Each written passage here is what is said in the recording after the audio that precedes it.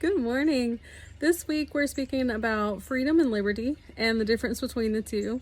And in week one, we watched a video called Magna Carta, the Secular Miracle of the English-speaking World. And we discussed the difference between liberty and freedom. So the difference between the two, we were given a definition, and liberty was a Roman world concept with Mediterranean origins, where the definition was libertas, where it was rights and duties with more of a political origin, and freedom was a Northern European world word with Germanic land origins, and was actually the word neighbor that had more of a sentimental and traditional origin. And our founding fathers would have known the difference and would have thought in these terms not as interchangeably as we do today. So we use this word interchangeably completely. Like today, I'm sitting on my back porch. This is an area where I completely feel at ease. I completely feel freedom. I feel at liberty to do what I want on my back porch. And I can use these two words completely interchangeably.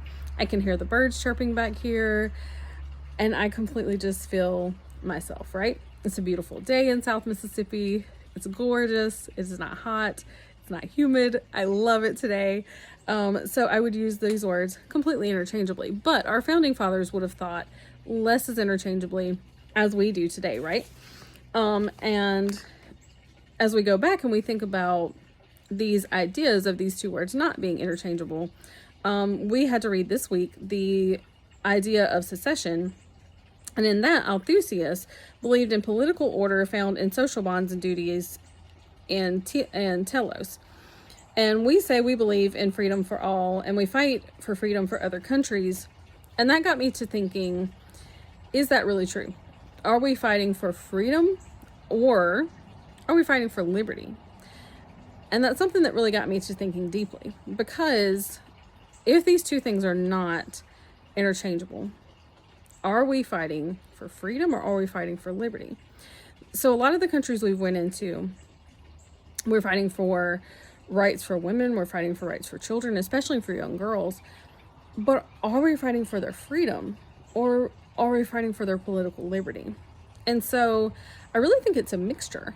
As we're fighting for women's rights, as we're fighting for children's rights, I do think that it's more of a political liberty that we're fighting for as much as we are fighting for their freedom. So, thinking in terms of what we have as Americans, we really have political liberty. If I were to go into Walmart right now and just start stealing things right off the shelf and try to walk out the front door with it, do I have freedom to do so? Sure. But do I have political liberty to do so? No. Someone's going to stop me at the front door and arrest me, right? Because liberty. We have political confines that say within a social order society, you don't have freedom to do that, right? Okay. But also within a political order society in America, I have freedom to go to school. I have freedom to worship. I have freedom as a woman to do what I want. So when we go into these other countries, we're really fighting for women and children to be able to go to school, to be able to worship, to be able to not have to wear a hijab if they don't want to. Obviously, in America, if a woman wants to, she can. But we're fighting for them to have the freedom to not have to be able to go to school, to be able to have the liberty to do what they want. So we're also saying, okay, we're fighting for these women to have freedom, but we're really fighting for them to have political liberty, for these children to have political liberty. And it's something that I've really thought about this week.